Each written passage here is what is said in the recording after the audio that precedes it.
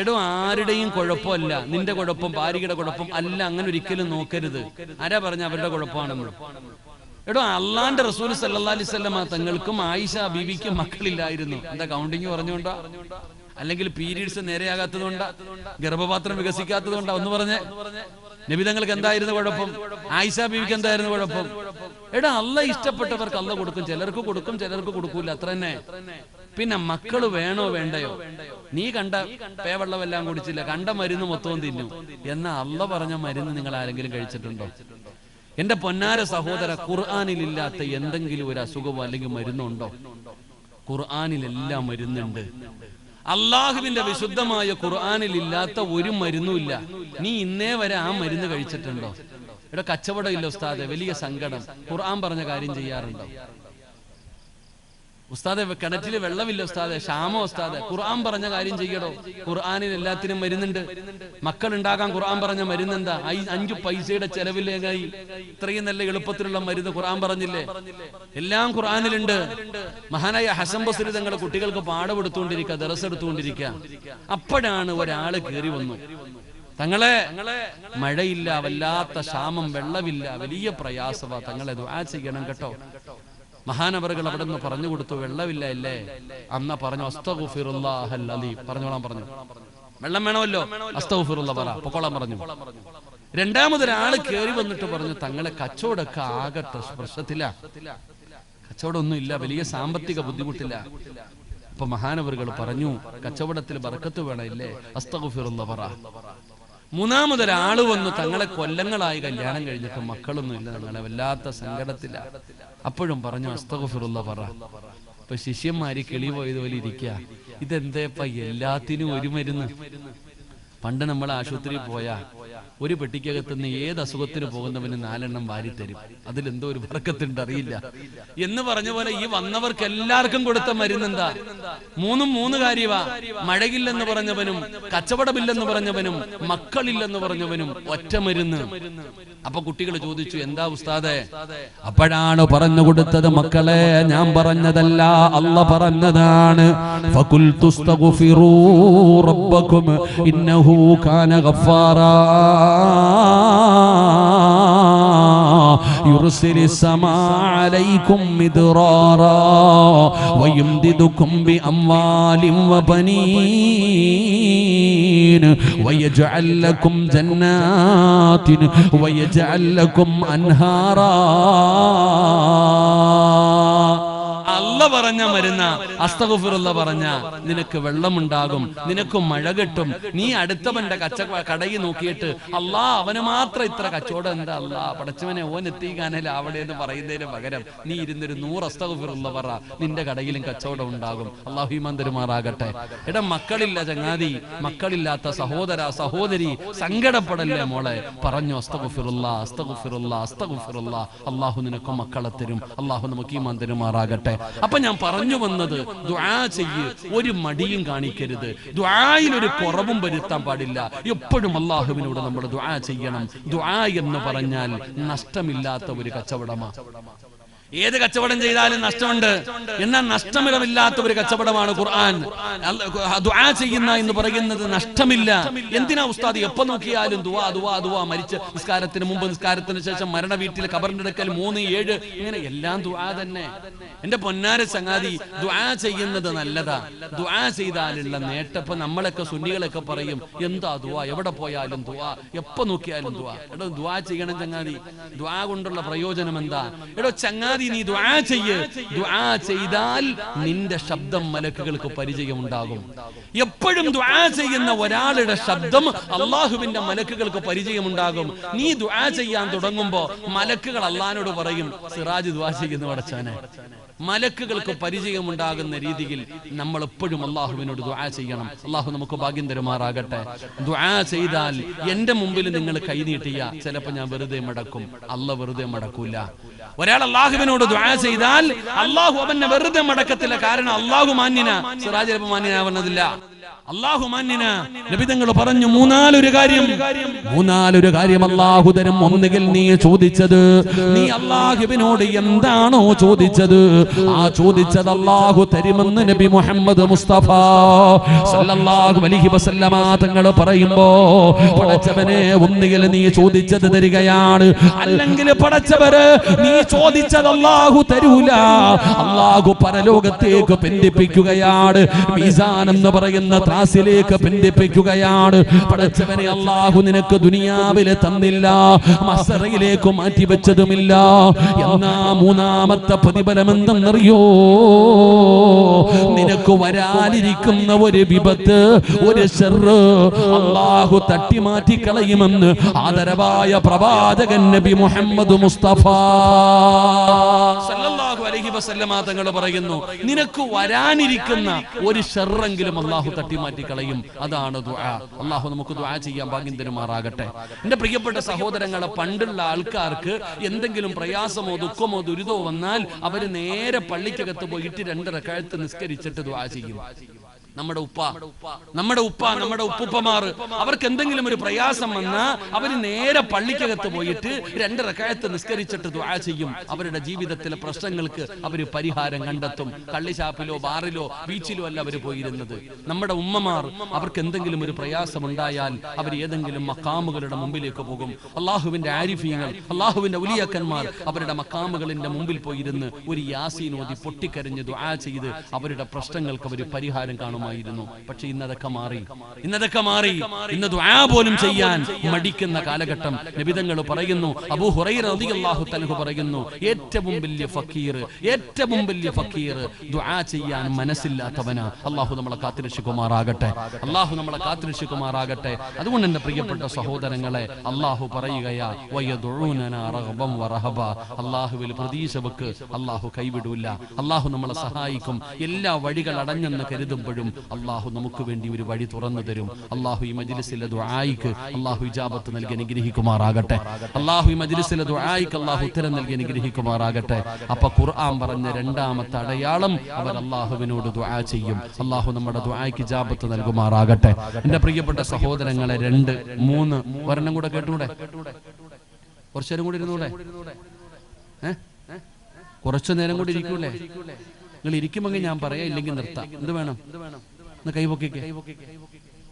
പൈസ ചോദിക്കുമ്പോ ഇവിടെ തന്നെ കാണണം എല്ലാം കേട്ടാ. ഈ ഉഷാറ് ഞാൻ പൈസയും കൂടെ ചോദിക്കും ഇൻഷാ അല്ലാഹ്. അപ്പോഴും ചാടി പൊക്കിക്കൊള്ളണം. അല്ലാഹു ബർക്കത്ത് ചെയ്യുമാറാകട്ടെ. 3 സ്വലാത്ത് സ്വല്ലല്ലാഹു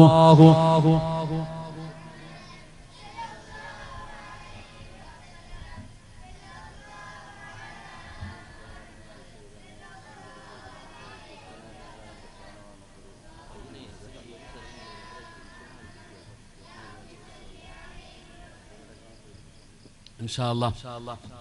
നമ്മുടെ ഈ പരിപാടിയുടെ വിജയത്തിന് വേണ്ടി ഏറ്റവും കൂടുതൽ കഷ്ടപ്പെട്ട ഒരു സഹോദരൻ, രാവും പകലും ഇതിനു വേണ്ടി ഓടിച്ചാടി നടന്നൊരു സഹോദരൻ, അദ്ദേഹത്തിന്റെ പ്രിയപ്പെട്ട മകൻ ഒരു ആക്സിഡന്റ് പറ്റിയിട്ട് തലയ്ക്ക് ചെറിയ പ്രയാസം പറ്റി ഇപ്പോ ഹോസ്പിറ്റലിലാണ്.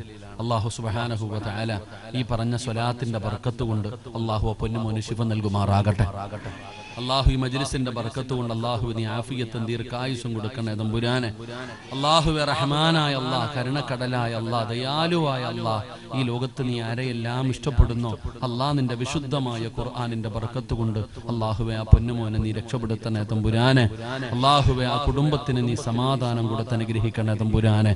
അല്ലാഹുവേ അപകടങ്ങളെ തൊട്ട് ഞങ്ങളെയും ഞങ്ങളുടെ കുടുംബങ്ങളെയും നീ കാത്തിരക്ഷിക്കണേ തമ്പുരാനെ. എന്റെ പ്രിയപ്പെട്ട സഹോദരങ്ങളെ, ബക്കറ്റ് പിരിവില്ലേ? ഇൻഷാ അല്ലാഹ് നഷ്ടമില്ല. അസ്സദഖത്തു റദ്ദുൽ ബലാ. എന്റെ പ്രിയപ്പെട്ടവരെ, സദഖ വിപത്തുകളെ തട്ടിമാറ്റുമെന്നാണ്. എടോ, ഏത് വിപത്തിനെയും തട്ടിമാറ്റുന്നത് സദഖയ്ക്ക് കഴിയുമോ സഹോദരാ? അൽഹംദുലില്ലാഹ്, അല്ലാഹുവിന്റെ പരിശുദ്ധമായ ഖുർആൻ പഠിപ്പിക്കുന്ന ഒരു സ്ഥാപനമാണ്. ആ സ്ഥാപനത്തിന് വേണ്ടിയാണ് ബക്കറ്റുമായി നിങ്ങളുടെ മുമ്പിലേക്ക് കടന്നു വരുന്നത്. ആരും വെറുതെ കൊടുക്കണ്ട, 1 രൂപ പോലും ആരും വെറുതെ കൊടുക്കണ്ട. നിങ്ങൾ നിങ്ങളുടെ ആരുടെയും പൈസ അള്ളാഹുവിന് വേണ്ടടോ. അള്ളാഹുവിനല്ല വേണ്ടത്. കൊടുക്കുന്നത് കൊണ്ട് നേട്ടം നമുക്കാണ്. വരാനിരിക്കുന്ന ദുരന്തങ്ങൾ, അപകടങ്ങൾ, ചിരിച്ചും കളിച്ചും നടന്ന സഹോദരനാണ്. പടച്ചവനെ, ഞാൻ കേട്ടു ഫോണിൽ ആംബുലൻസിൽ കൊണ്ടുപോകുമ്പോ അള്ളാഹുവേ സ്വാലിഹ് ഉസ്താദിനെ വിളിച്ചുകൊണ്ട് ആ സഹോദരൻ പറയുന്നു, ഉസ്താദേ ദുആ ചെയ്യണേ, എന്റെ പൊന്നുമോന് പടച്ചവനെ ബ്ലഡ് ഛർദ്ദിക്കുന്നു, ഉസ്താദേ ദുആ ചെയ്യണേ എന്ന് ആംബുലൻസിനകത്തിരുന്ന് പറയുമ്പോ ഇത്രയേ ഉള്ള മനുഷ്യന്റെ കാര്യം എപ്പോഴെവിടെ വെച്ചാണ് അപകടം വരുന്നതെന്നറിയില്ല. പനി പടരുന്നത് പോലെ ക്യാൻസർ പടരുന്ന കാലമാണ്. ഒരു കുടുംബത്തിൽ ഒരാൾക്ക് ക്യാൻസർ ഉണ്ടോ? ഇന്ന് പടച്ചവനെ പേര് പോലും കേൾക്കാത്ത രോഗങ്ങൾ പടർന്നുകൊണ്ടിരിക്കുകയാ. അതുകൊണ്ട് പടച്ചവനെ എല്ലാ വിപത്തുകളെയും തട്ടിമാറ്റുന്നത് സദഖയാണ്. ആ സദഖയ്ക്ക് പവറുണ്ട്. ഏത് രോഗത്തെയും മാറ്റാ. അല്ലാഹുവിന്റെ പ്രവാചകൻ സ്വല്ലല്ലാഹു അലൈഹി വസല്ലമ തങ്ങളെ പറയുകയാ, പെങ്ങള് ഉസ്താദേ ഒരുപാട് മരുന്ന് കഴിച്ചു, മരുന്ന് കഴിച്ചിട്ടും രോഗം മാറുന്നില്ലെന്ന് സങ്കടം പറയുന്ന ഉമ്മ, ഞാനൊരു മരുന്ന് പറഞ്ഞു തരട്ടെ. അല്ലാഹുവിന്റെ പ്രവാചകൻ സ്വല്ലല്ലാഹു അലൈഹി വസല്ലമ തങ്ങൾ പറയുന്നു, അല്ലാഹുവിന് ചില അടിമകളുണ്ട്, അല്ലാഹുവിന് ചില അടിമകളുണ്ട്. ആ അടിമകൾക്ക് രോഗം വന്നാ അവര് സദഖ കൊടുത്ത് ചികിത്സിക്കുമെന്ന് ആദരവായ പ്രവാചകൻ നബി മുഹമ്മദ് മുസ്തഫ സല്ലല്ലാഹു അലൈഹി വസല്ലമ തങ്ങൾ പറയുമ്പോ, ഈ മുതഅല്ലിമീങ്ങളെ ബക്കറ്റുമായി നിങ്ങളുടെ മുമ്പിലേക്ക് കടന്നു വരുമ്പോ നിങ്ങൾ അല്ലാഹുവിനോട് പറയണം, പടച്ചവനെ ക്യാൻസറോ ട്യൂമറോ ഏതെങ്കിലും മാരകമായ രോഗത്തിന്റെ അണുക്കൾ എന്റെ ശരീരത്തിലുണ്ടെങ്കിൽ ഈ കൊടുക്കുന്ന സദഖയുടെ ബർക്കത്ത് കൊണ്ട് നീ കരിച്ചു കളയണേ അല്ലാ, നീ രക്ഷപ്പെടുത്തണേ അല്ലാ. മനസ്സറിഞ്ഞുകൊണ്ടൊരു സദഖ കൊടുക്ക് അല്ലാഹുവേ, അതിനുള്ള ഭാഗ്യം കൊടുക്കണേ അല്ലാ. എല്ലാവരും അൽഹംദുലില്ലാ അവരവരെ കൊണ്ട് കഴിയുന്നത് അൽഹംദുലില്ലാ. മദ്രസകൾ പോലും നിരോധിക്കണമെന്ന് പറയുന്ന ഒരു രാജ്യത്താണ് നമ്മൾ ജീവിക്കുന്നത്. മദ്രസകൾ പോലും, കാരണം എന്റെ പ്രിയപ്പെട്ട സഹോദരങ്ങൾ, അതുവരെ നിർത്തലാക്കണമെന്ന് പറയുന്ന ഒരു കാലഘട്ടം. അങ്ങനെയുള്ള വലിയ പ്രയാസത്തിന്റെ കാലഘട്ടത്തിലാണ് കേരളത്തിൽ ഒരുപാട് സ്ഥാപനങ്ങൾ, നമ്മുടെ രാജ്യങ്ങളിൽ ഒരുപാട് സ്ഥാപനങ്ങൾ. അള്ളാഹു എല്ലാ സ്ഥാപനങ്ങൾക്കും അള്ളാഹു നിലനിൽപ്പ് കൊടുത്ത് അനുഗ്രഹിക്കുമാറാകട്ടെ. വലിയ ചോദ്യചിഹ്നമാകുന്ന ഒരു കാലഘട്ടം. എന്റെ പ്രിയപ്പെട്ടവരെ, ഇന്നത്തെ മദ്രസകൾ നമ്മൾ നോക്കിക്കേ, എന്തെല്ലാം നിയമങ്ങൾ കുറച്ചു കാലം മുമ്പ് ഒരു പുതിയ നിയമം പാസാക്കാൻ പോയി. ശരീഅത്ത് അല്ലെങ്കിൽ വഖഫ്, അള്ളാഹുവിന് വഖഫ് ചെയ്തിരിക്കുന്ന ആ വഖഫ് സ്വത്തുക്കളെ കുറിച്ച് പോലും ചർച്ച ചെയ്യപ്പെട്ടു. അതൊക്കെ ഒന്ന് അലങ്കോലമായപ്പോ അടുത്ത മദ്രസയിലേക്ക് കടന്നിരിക്കുകയാണ്. എന്റെ പ്രിയപ്പെട്ടവരെ, വല്ലാത്ത ഒരു കാലഘട്ടത്തിൽ. പക്ഷെ നമ്മൾ മനസ്സിലാക്കേണ്ട ചില സത്യങ്ങളുണ്ട്. നമ്മൾ മനസ്സിലാക്കേണ്ട ഒരു ചില സത്യങ്ങൾ, ഈ ഇങ്ങനെയുള്ള ആൾക്കാർ, ഇസ്ലാമിന്റെ ശത്രുക്കൾ, പല പല തീരുമാനങ്ങളും പല പല പ്രകടനങ്ങളും അവരിങ്ങനെ നടത്തിക്കൊണ്ടേയിരിക്കും. പക്ഷെ നമ്മൾ മനസ്സിലാക്കേണ്ട ഒരു കാര്യം എന്താ? എടോ, ഇന്നത്തെ സാഹചര്യം വെച്ച് നോക്കുകയാണെങ്കിൽ ഈ നിയമങ്ങൾ പാസ്സാകുന്നതിന് മുമ്പേ നമ്മൾ തന്നെ ഇതൊക്കെ അവസാനിപ്പിച്ച് കളയുന്നൊരവസ്ഥ. നിങ്ങൾ നോക്കിക്കേ, ഇന്ന് മദ്രസകൾ, എടോ മദ്രസയിൽ ഒന്നാമത് പഠിപ്പിക്കുന്നത് അലിഫ്. അതിന് പഠിപ്പിക്കുന്ന ഒന്നാമത്തെ വാചകം അദബ്. അദബാണ് പഠിപ്പിക്കുന്നത്. മര്യാദ, എങ്ങനെയാണ് ജീവിക്കേണ്ടത്, എങ്ങനെയാണ് ഉപ്പയോട് പെരുമാറേണ്ടത്, ഉമ്മയോട് പെരുമാറേണ്ടത്, വലിയവരോട് പെരുമാറേണ്ടത്, അനുജന്മാരോട് പെരുമാറേണ്ടത്, എങ്ങനെയാണ് ഒരു വീട്ടിൽ പെരുമാറേണ്ടത്, ഒരു സമൂഹത്തിൽ എങ്ങനെയാണ് പെരുമാറേണ്ടത്, ഒരു രാജ്യത്ത് എങ്ങനെയാണ് ജീവിക്കേണ്ടത്. അദബാണ് ഒന്നാമത് പഠിപ്പിക്കുന്നത്. ബാക്കിയാണ് എല്ലാ കാര്യങ്ങളും. എടോ, ഈ മദ്രസകൾ ഇല്ലായിരുന്നെങ്കിൽ നിങ്ങളൊന്ന് ആലോചിക്ക്, ഈ ശരീഅത്തുകളും ഈ ഫിഖ്ഹും ഈ മദ്ഹബിന്റെ വിഷയങ്ങളും ഈ മറ്റുള്ള ഇബാദത്തുകളൊക്കെ എവിടെ നിന്ന് പഠിക്കാനാ? പക്ഷെ നമ്മൾ മനസ്സിലാക്കേണ്ടത് ഇന്നത്തെ മദ്രസയുടെ അവസ്ഥ എന്ന് പറഞ്ഞാൽ, എന്റെ പ്രിയപ്പെട്ട സഹോദരങ്ങളെ, കരണ്ട് വന്നു പോകുന്നത് പോലെയാണ് ഇന്നത്തെ മദ്രസയുടെ അവസ്ഥ. എന്ന് പറഞ്ഞ മാതാപിതാക്കളും മക്കൾക്ക് വലിയ പരിഗണന കൊടുക്കുന്നില്ല. അവർക്ക് സമയം കിട്ടുമ്പോ 6:30 വരും, 6:45 തിരിച്ചു പോകുന്ന ഒരവസ്ഥ. ഒരു 10 മിനിറ്റ് വലിയ പ്രാധാന്യമൊന്നും കൊടുക്കുന്നില്ല. ഇന്ന് മാതാപിതാക്കൾ മദ്രസ വിദ്യാഭ്യാസത്തിന് വലിയ സ്ഥാനമൊന്നും കൊടുക്കുന്നില്ല. ഒന്ന് വന്നു പോകുന്ന ഒരവസ്ഥ. അത്ര പരിഗണന അവർ കൊടുക്കുന്നുള്ളൂ. അതുപോലെ തന്നെ എന്റെ പ്രിയപ്പെട്ട സഹോദരങ്ങളെ, മഹല്ല് കമ്മിറ്റിക്കാർക്ക് പള്ളി വലുതാക്കാനും AC വെക്കുവാനും പള്ളി ഇങ്ങനെ പുതുക്കി പണിതി എല്ലാവരുടെ മുമ്പിൽ വലിയ കാര്യങ്ങൾ കാണിക്കാൻ. എന്നാൽ ആ മദ്രസയ്ക്കകത്ത് ഒരു ബെഞ്ചുണ്ടോ, ഒരു ഡെസ്ക് ഉണ്ടോ, അവിടെ പഠിക്കുന്ന കുട്ടികൾക്ക് എന്തെങ്കിലും ആവശ്യമുണ്ടോ, അതിനൊന്നും പരിഗണന ആരും കൊടുക്കാറില്ല. കാരണം ഇവർക്ക് ഇടം ചിന്തിക്കേണ്ടത്, ഈ മദ്രസ ഇല്ലെങ്കിൽ പള്ളിക്ക് താര വരുന്നേ, ഈ മദ്രസയ്ക്കകത്ത് പഠിക്കേണ്ട കുട്ടികളാണ് ഭാവിയിൽ പള്ളിക്കകത്ത് കയറേണ്ടത്. എത്ര വലിയ പള്ളി കെട്ടിയാലും ആ പള്ളിക്കകത്ത് നമസ്കരിക്കാൻ ആള് വേണമെങ്കിൽ മദ്രസയിൽ നിന്ന് പഠിച്ചു വളരുന്ന മക്കളാണ് പിന്നീട് പള്ളിയിൽ കയറുന്നത്. അപ്പൊ ഏറ്റവും കൂടുതൽ പരിഗണന കൊടുക്കേണ്ടത് മദ്രസയ്ക്കാണ്.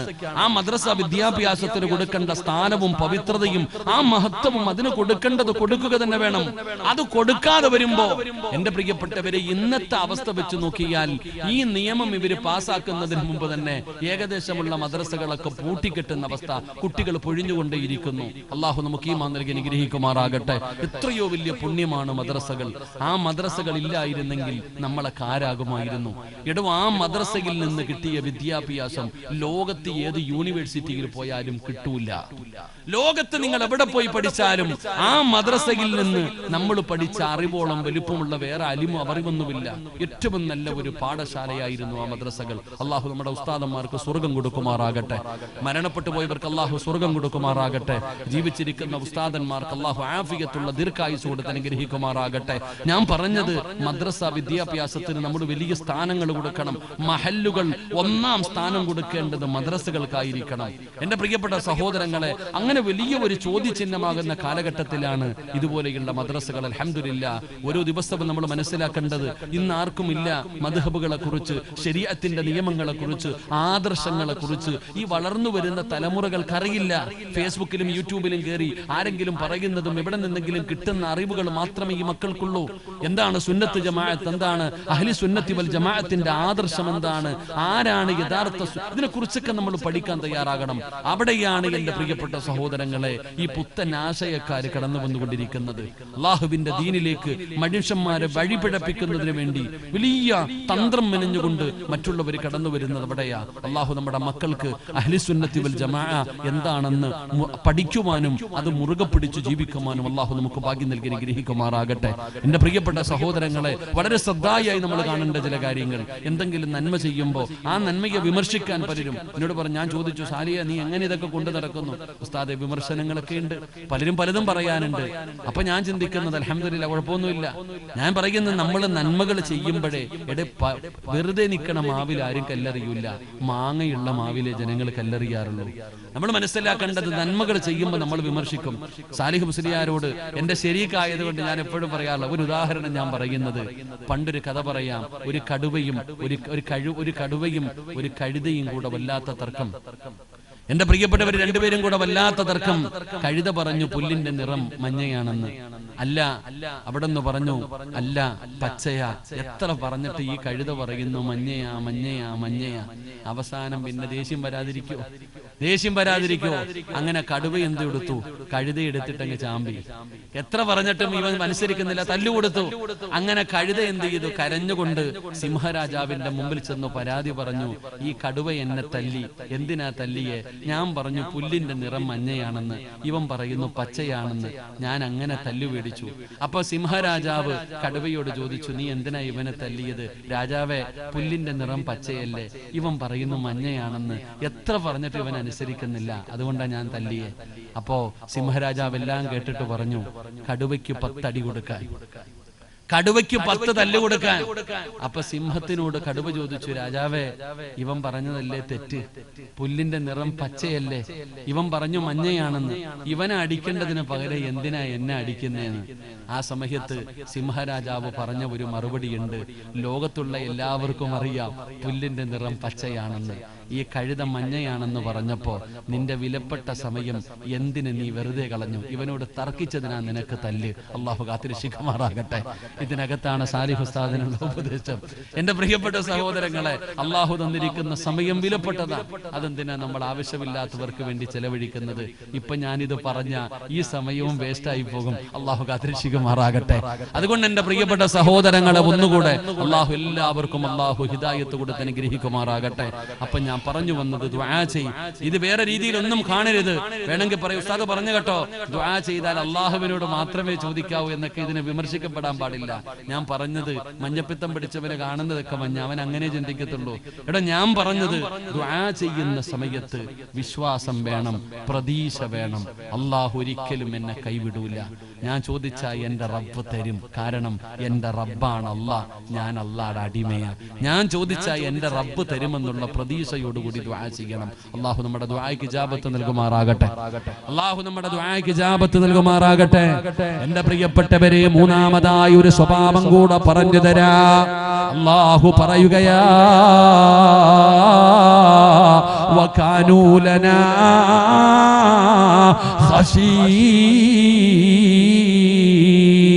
ഖശീർ, വകാനൂ ലനാ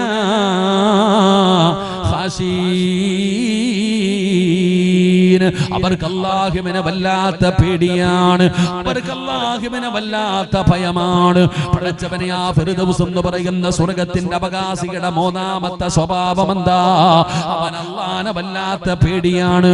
ഈ വഅദ് പറയുന്ന ഞാനാകട്ടെ, വഅദ് കേൾക്കുന്ന നിങ്ങളാകട്ടെ, അല്ലാഹുവിനെ പേടിയുള്ള ആരാവുള്ളത്? അല്ലാഹുവിനെ പേടിയുള്ള ആരാവുള്ളത്? ഏതോ നമുക്ക് അല്ലാഹ് ആരാണെന്ന് പോലും അറിയില്ലടോ. അല്ലാഹ് ആരാണെന്ന് എനിക്കും അറിയില്ല, നിങ്ങൾക്കും അറിയില്ല. പിന്നെയല്ലേ പേടിയുണ്ടാകുന്നത്? ഇരിക്കുന്ന തടമ്പുള്ള, താടിയുള്ള, തൊപ്പിയിട്ട മുസ്ലിമാണെന്ന് പറഞ്ഞു നടക്കുന്നവന് ഒരു ഹൈന്ദവ വിശ്വാസി അല്ലെങ്കിൽ നിന്റെ അയൽവാസി നിന്നോട് ചോദിക്കുകയാണ്, അല്ലാഹ് ആരാ, അല്ലാഹ് ആരാ? 5 മിനിറ്റ് പ്രസംഗിക്കാനല്ലാതെ കൂടുതൽ എന്ത് നിനക്കറിയാം? ഇരിക്കുന്ന ഒരാളോട് ചോദിക്കുന്നു, ആരാ അല്ലാഹ്? എന്നെ പടച്ചതല്ല, മരിപ്പിക്കുന്നവനല്ല, ഭക്ഷണം തരുന്നവനല്ല, ഈ ലോകത്തിന്റെ അധിപനല്ല. ഇങ്ങനെ കേവലം ചുരുങ്ങിയ 10 വാക്കല്ലാതെ ആ അല്ലാഹനെ കുറിച്ച് പറഞ്ഞു കൊടുക്കാൻ എനിക്ക് നിങ്ങൾക്ക് എന്തറിവാവുള്ളേ? ഇവിടെ നമുക്ക് പോലും അല്ലാഹനെ അറിയില്ല. നമുക്ക് ആർക്കെങ്കിലും അല്ലാഹുവിനെ അറിയുമായിരുന്നെങ്കിൽ ഈ വഅദിന്റെ ആവശ്യമുണ്ടോ?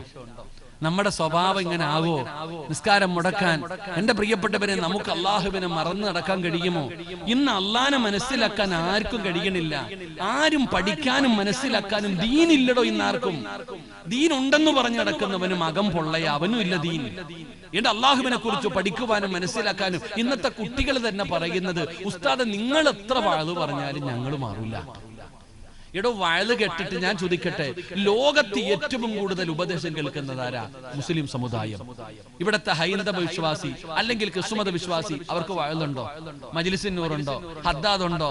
സലാത്ത് മജ്ലിസ് ഉണ്ടോ? വെള്ളിയാഴ്ച ജുമുഅ ഉണ്ടോ? നിങ്ങളൊന്ന് ആലോചിച്ച് നോക്കിയേ. ആ പാവങ്ങൾക്കൊന്നുമില്ലടോ. പക്ഷെ നമുക്കോ ജനിച്ചപ്പോ തന്നെ ബാങ്കു ഇഖാമത്ത് അന്ന് മുതൽ തുടങ്ങിയതാ, മരിക്കണ കാലം വരെ ഉണ്ട് ഇത് മുഴുവനും. ഈ ലോകത്ത് ഏറ്റവും കൂടുതൽ ഉപദേശം കേൾക്കുന്നത് നമ്മൾ, ഏറ്റവും കൂടുതൽ തോന്നിവാസം കാണിക്കുന്നത് ആരാ? അല്ലാഹു നമ്മളെ കാത്തിരക്ഷിക്കുമാറാകട്ടെ. ആമീൻ പറ. പേടിയുണ്ടോ നമുക്ക്? പേടിയുണ്ടോ നമുക്ക്? എടാ, പണ്ടുള്ളവൻ ഒരു വീടി വലിക്കുമ്പോഴും ഒളിച്ചിരുന്ന് വലിക്കും. ഇപ്പോഴോ പരസ്യമായി നിന്ന് കുടിക്കും. അല്ലാഹു കാക്കുമാറാകട്ടെ. ഇന്നത്തെ മുസ്ലിം സമുദായത്തിന്റെ അവസ്ഥ എന്ന് പറഞ്ഞാൽ, അവൻ നന്മയും ചെയ്യും തിന്മയും ചെയ്യും, ഒരു പേടിയില്ല.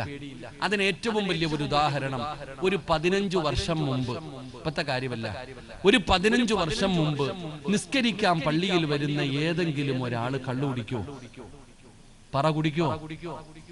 നിങ്ങൾ എന്താ മിണ്ടായിരിക്കണം? കുടിക്കോ? ഒരു 15 വർഷം മുമ്പ് നിസ്കരിക്കാൻ പള്ളിയിൽ വരുന്ന ഒരു മനുഷ്യൻ കള്ളു കുടിക്കില്ല. കള്ളു കുടിക്കുന്നവൻ പള്ളി വരില്ല. വ്യഭിചരിക്കുന്നവൻ പള്ളി വരൂല. പള്ളിയിൽ വരുന്നവൻ വ്യഭിചരിക്കൂല. പലിശ കച്ചവടം നടത്തുന്നവൻ പള്ളി വരൂല. പള്ളിയിൽ വരുന്നവൻ പലിശ കച്ചവടം നടത്തൂല. ഇത് പണ്ട്. ഇപ്പോഴോ കഞ്ചാവടിക്കുന്നവന് നിസ്കരിക്കാൻ പള്ളി വരും. അല്ലാഹു കാക്കുമാറാകട്ടെ. ഇപ്പൊ വരുവോ? നിങ്ങൾ എന്താ മിണ്ടാതിരിക്കണം? ഇപ്പൊ വരുവോ? കള്ളു കുടിക്കുന്നവൻ പള്ളി വരും, കഞ്ചാവടിക്കുന്നവൻ പള്ളി വരും. എടോ, പണ്ട് പള്ളിയിൽ വരുന്നവൻ കള്ളു കുടിക്കില്ല, ഇന്ന് കള്ളുകുടിയുണ്ട്, പള്ളിയിലും വരും. എടാ, പണ്ട് പെണ്ണ് പിടിക്കുന്നവൻ പള്ളി കയറൂല, ഇപ്പൊ പെണ്ണ് പിടിക്കുന്നവൻ കമ്മിറ്റി ഓഫീസിൽ കയറിയിരിക്കും പള്ളി പരിപാലിക്കാൻ. അല്ലാഹു കാക്കുമാറാകട്ടെ. ഞാൻ ഇവിടത്തെ ഉദ്ദേശം പറഞ്ഞതല്ല കേട്ടാ, ഞാൻ അങ്ങനെയൊന്നും കരുതല. ഇവിടുത്തെ ആരാന്ന് പോലും എനിക്കറിയില്ല. അല്ലാഹു ഈമാൻ നൽകുമാറാകട്ടെ. ഇവിടെ നമ്മൾ ആലോചിക്കേണ്ട അവസ്ഥ ഏതാ? ഇവിടെ ഇന്ന് പലിശ കച്ചവടക്കാരനാണ് ഒന്നാമത്തെ സഫിലിരിക്കുന്നവൻ.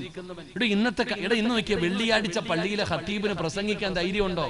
പള്ളിയിലെ ഉസ്താദ് കള്ളുകുടിയെ കുറിച്ച് പ്രസംഗിച്ച, പലിശയെ കുറിച്ച് പ്രസംഗിച്ച, വ്യഭിചാരത്തെ കുറിച്ച് പ്രസംഗിച്ച, പള്ളിയുടെ മൂല ഇരുന്നിട്ട് പറയും, ഇന്ന് നമുക്കിട്ടാളിയാ താങ്ങുന്നേന്ന്. കാരണം എല്ലാം പള്ളിക്കകത്തുണ്ട്.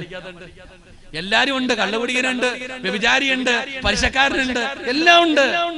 ഇന്ന് നമുക്ക് ഇട്ടാളിയാ. അള്ളാഹു കാത്തിരക്ഷിക്കുമാറാകട്ടെ. ഇതാണോ നമ്മുടെ അവസ്ഥ? ഇതാണ് നമ്മുടെ അവസ്ഥ. ഉസ്താദ്, ഞങ്ങൾക്ക് ഈ ജീവിതം ആസ്വദിക്കാൻ നിങ്ങൾ എടാ വയല് പറഞ്ഞിട്ട് കേട്ടിട്ട് സുബ്ഹാനല്ലാഹ്, വയലെന്ന് പറഞ്ഞാൽ എന്തെന്നറിയോ എന്റെ പൊന്നാര ചങ്ങാതിമാരെ? വയലെന്ന് പറഞ്ഞ നേരം വെളുത്ത പാതിരാത്രി 12 മണി വരെ വയല. എടാ എന്റെ അടുത്ത് തന്നെ പലരും പറയും, ഉസ്താദെ നിങ്ങളുടെ വയല് കേട്ടിട്ടാ ഞാൻ ഉറങ്ങുന്നെന്ന്. സത്യം പറഞ്ഞാൽ അത് പറയുമ്പോ എന്റെ നെഞ്ചത്താ കുത്തണേ. എന്താ പറയണേ? പണ്ട് പാട്ട് കേട്ടിട്ട് ഉറങ്ങുന്നു, ഇപ്പൊ പ്രസംഗം കേട്ടിട്ട് ഉറങ്ങുന്നു. അത്ര വ്യത്യാസമേ ഉള്ളൂ. ഉസ്താദെ നിങ്ങളുടെ വയല് കേട്ടിട്ടാ ഞാൻ ഉറങ്ങുന്നത്. അതിനർത്ഥം എന്താ? വയല് കേൾക്കുമ്പോ ഉറക്കം വരും, അത്ര തന്നെ. എടാ ഈ പെണ്ണുങ്ങൾ ഏറ്റവും കൂടുതൽ നിങ്ങൾ നോക്കിക്കേ, ഓൺലൈനിന്റെ കാലവാ. പണ്ട് ഒരു ഗ്ലാസ് വെള്ളം ഓതണമെങ്കിൽ എവിടെ പോണം? എവിടെ പോണം? എല്ലാരും എഴുന്നേറ്റ് ബാ, ഇങ്ങോട്ട് അടുത്തിരുന്നേ, ബാ മുന്നോട്ട് പാടാ ചങ്ങായി. എല്ലാരും കഴിഞ്ഞു, എല്ലാം കയറി നിന്ന് കസേര എടുത്തിട്ട് കസേര എടുത്തിട്ട് എല്ലാവരും ഫെഡറോട് കയറിക്കോ. പെട്ടെന്ന് അൽഹംദുലില്ലാഹ് സമയം കഴിഞ്ഞു. ഇനി അടുത്തിരുന്നോ? ഇനി ഇറങ്ങിപ്പോകാൻ ആരുമില്ല. ഒറ്റ വഴി, ഫരീഖും ഫിൽ ജന്ന.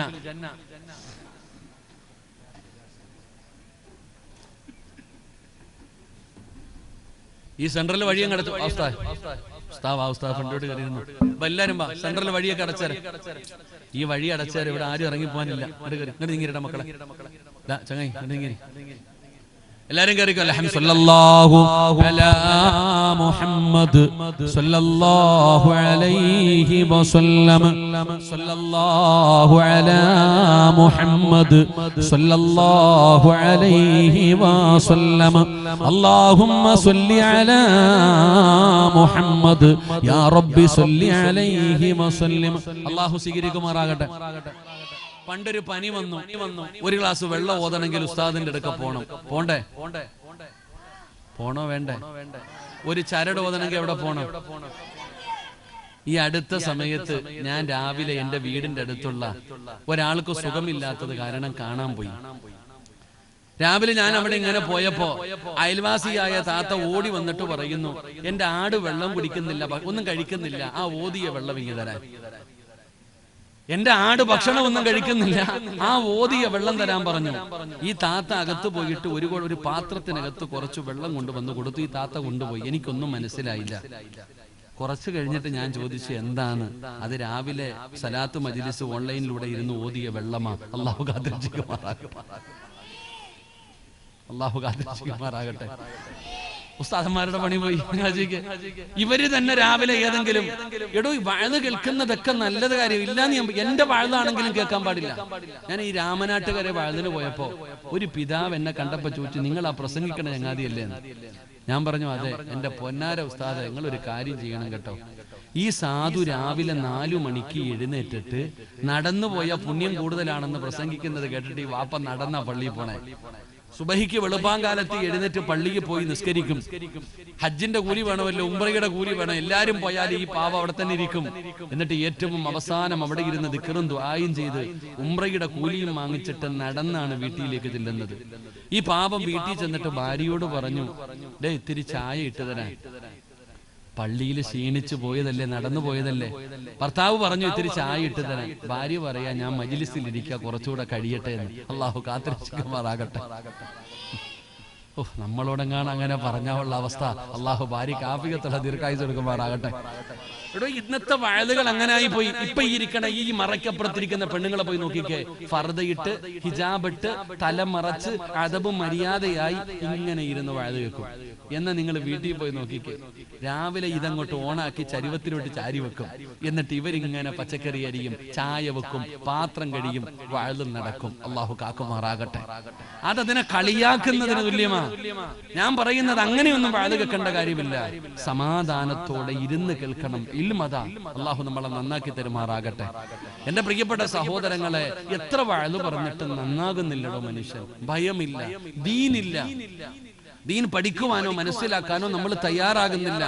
എത്ര പറഞ്ഞാലും ഒരു മാറ്റമില്ല ഉസ്താദ്. ജീവിതം ആസ്വദിക്കാനുള്ളതാ, ജീവിതം സുഖിക്കാനുള്ളതാ. ഇതാ ഇന്നത്തെ കുട്ടികളുടെ ഒരു കൺസെപ്റ്റ് തന്നെ. ഇതൊക്കെ മാറണം സഹോദരങ്ങളെ. ദീൻ പഠിക്കണം, ദീനുമായി ബന്ധപ്പെടണം, സ്വന്തം ആദ്യം നന്നാകണം. ഒരാളെ നന്നാകേണ്ടത് ആദ്യം നമ്മൾ നന്നാകണം, എന്നിട്ട് വേണം മറ്റുള്ളവരെ നന്നാക്കാൻ. ആദ്യം നമ്മൾ നന്നാകണം, പിന്നെ നമ്മുടെ ഭാര്യയെ നന്നാക്കണം, പിന്നെ നമ്മുടെ മക്കളെ നന്നാക്കണം. എപ്പോഴും ദീൻ വേണം നമുക്ക് വേണ്ടത്. ഈ പെണ്ണുങ്ങൾ ചോദിക്കും, സിറാജ് ഉസ്താദെ, നിങ്ങൾ ഏത് പ്രവാചകന്മാര് വഹദ് പറഞ്ഞാലും ഞങ്ങളെ പറയാൻ പറ്റുന്നതിന്റെ മാക്സിമം പറയുമല്ലോ. ഇവര് വിചാരിക്കുന്നത് നമുക്ക് അവരോട് എന്തോ വൈരാഗ്യം ഉണ്ടെന്നുള്ളത്. ഒന്നുമല്ല. ഏറ്റവും കൂടുതൽ വഹദ് കേൾക്കുന്നത് പെണ്ണുങ്ങളാ, ഏറ്റവും കൂടുതൽ പിരിവ് തരുന്നതും പെണ്ണുങ്ങളാ. അല്ലാഹു ബർക്കത്ത് ചെയ്യുമാറാകട്ടെ. അവര് ഏറ്റവും കൂടുതൽ. ഞാൻ പറയുന്നത്, പെണ്ണുങ്ങളോട് ഞങ്ങൾക്ക് വൈരാഗ്യമോ ദേഷ്യമോ ഒന്നുമില്ല. പക്ഷേ പെണ്ണുങ്ങളെ ഞങ്ങൾ പറയുക തന്നെ ചെയ്യും. കാരണം പെണ്ണുങ്ങൾ നന്നായേ പറ്റൂ. പെണ്ണുങ്ങളെ നന്നാകണം. എന്തുകൊണ്ട്? പെണ്ണുങ്ങൾ നന്നായാലുള്ള പ്രയോജനം എന്താ? പെണ്ണ് നന്നായ നമ്മുടെ വീട് സ്വർഗമാകും. അള്ളാഹു നമുക്ക് ഈമാൻ തരുമാറാകട്ടെ. അള്ളാഹു നമ്മുടെ ഭാര്യമാരെ നന്നാക്കി തരുമാറാകട്ടെ. ആമീൻ പറ കാക്ക, ആമീൻ പറ കാക്ക. അള്ളാഹു നമ്മുടെ ഭാര്യമാരെ നന്നാക്കി തരുമാറാകട്ടെ. വാപ്പാ, നീ എത്ര കൊലകൊമ്പനാണെന്ന് പറഞ്ഞാലും, നീ ഹാജി ആരോ തങ്ങളോ മലക്കോ ആരുമായാലും, നിന്റെ പെണ്ണുമ്പുള്ള നല്ലവളല്ലെങ്കിൽ മക്കളുടെ കാര്യം പോക്ക. അള്ളാഹു കാക്കമാറാകട്ടെ. ഇനി നീ എത്ര വലിയ കുത്തുബുല്ല കിതാബാണെങ്കിലും നിന്റെ പെണ്ണുമ്പുള്ള നല്ലവളല്ലെങ്കിൽ നിന്റെ കാര്യം വളരെ കഷ്ടമാ. അള്ളാഹു കാത്തിരക്ഷിക്കുമാറാകട്ടെ. ഞാൻ ചുമ്മാതെ പറഞ്ഞതല്ല. 950 കൊല്ലം ദഅവത്ത് നടത്തിയ നബിയാണ് ശൈഖുൽ അംബിയ നൂഹ് നബി അലൈഹിസ്സലാം. കൂട്ടുകാരൻ നൂഹിന്റെ പേരല്ല ഞാൻ പറഞ്ഞേ, ഒരു പ്രവാചകന്റെ പേരാ പറഞ്ഞേ. മഹാനായ ശൈഖുൽ അംബിയ നൂഹ് നബി അലൈഹിസ്സലാം എത്ര വർഷം ദഅവത്ത് നടത്തി? 950 കൊല്ലം രാവിലെ മുതൽ വൈകുന്നേരം വരെ അള്ളാഹയെ കുറിച്ച് പറഞ്ഞ പ്രവാചകനാ നൂഹ് നബി. ഈ നൂഹ് നബിയുടെ ഭാര്യ അള്ളാഹിനെ കൊണ്ട് വിശ്വസിച്ചോ? പറ, വിശ്വസിച്ചോ? ഇല്ല. ഈ നൂഹ് നബിയുടെ ഭാര്യ അള്ളാഹിനെ കൊണ്ട് വിശ്വസിച്ചോ? ഇല്ല.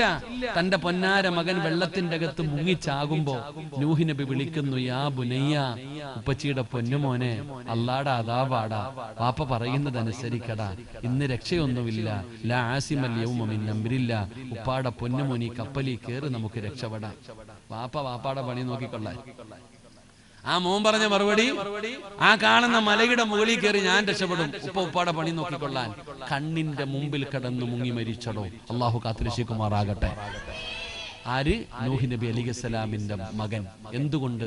ഭാര്യ അള്ളാഹുവിൽ വിശ്വാസമില്ലാത്തവളായിരുന്നു. 2 ലൂത്ത് നബി അലൈഹിസ്സലാം, അതും പ്രവാചകനാ. ലൂത്ത് നബി അലൈഹിസ്സലാമും പ്രവാചകനാ. ആ പ്രവാചകന്റെ ഭാര്യ അള്ളാഹിനെ വിശ്വാസമില്ലാത്തവളായി പോയി, മക്കളും പോയി. അള്ളാഹു കാത്തിരക്ഷിക്കുമാറാകട്ടെ. ഇത് പ്രവാചകന്മാരുടെ ചരിത്രമാ. അപ്പൊ നമ്മളോ? വാപ്പ നീ വലിയ ആളായിരിക്കും, നിസ്കാരവും നോമ്പും ദുഃഖറും ദ്വായൊക്കെ. നീ രാവിലെ ജോലിക്ക് പോകുമ്പോ ആരുടെ കയ്യിൽ ഏൽപ്പിച്ചിട്ടാ പോയെ? ആമിനയുടെ കയ്യില്. ആമിന നല്ലവളല്ലെങ്കിൽ അള്ളാഹു കാത്തിരക്ഷിക്കുമാറാകട്ടെ. അതുകൊണ്ടാണ് സഹോദരിമാരെ, അതുകൊണ്ടാണ് ഞങ്ങൾ സഹോദരിമാരെ കുറിച്ച് പറയുന്നത്. അല്ലാതെ വാശിയും വൈരാഗ്യമൊന്നുമില്ല. ഞാൻ എപ്പോഴും പറയുന്നത്, അതുകൊണ്ട് ഏത് നിക്കാഹിൽ പോകുമ്പോഴും കേൾക്കുന്ന ഒരു വാചകം, തുൻകഹുൽ മർഅതു ലിഅർബഇൻ, 4 കാര്യങ്ങൾ. മോനെ, കല്യാണം കഴിക്കുന്ന ചെറുപ്പക്കാരാ, എല്ലാവരോടും ഉസ്താദന്മാര് പറയുന്നത് സമ്പത്തല്ല, സൗന്ദര്യമല്ല, കുടുംബ മഹിമയല്ല, ദീനിനെ നീ പരിഗണിക്കുക. 4 കാര്യം എണ്ണി പറയും.